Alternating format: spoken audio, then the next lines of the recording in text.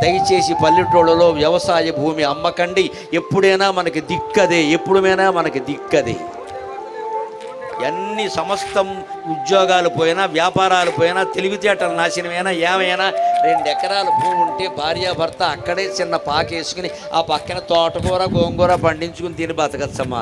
వ్యవసాయం చాలా గొప్పది, వ్యవసాయం చాలా గొప్పది. రైతే రాజు కావాలి, దేశానికి రైతే రాజు కావాలి ఖచ్చితంగా. మీ పిల్లలకి జై జవాన్ జై కిసాన్ అనే నిదానాలు పరిచేయండి. వ్యవసాయం చేస్తానంటే చెయ్యనివ్వండి అమ్మా దయచేసి. ఇప్పుడు ఎలా తయారైన మట్టి పిసుకునేవాడికి నేను పిల్లనవను, పీక పిసికేవాడికి ఇస్తావా? మట్టి పిసుకునేవాడు అంతకంటే భ్రష్టుడా? పీక పిసికేవాడికి ఇస్తారండి. మట్టి పిసికేవాడికి పిల్లన, మట్టి పిసికేవాడు ఏం పాపం చేశాడండి? వారు ఎవరికి పీక పిసకలేదే.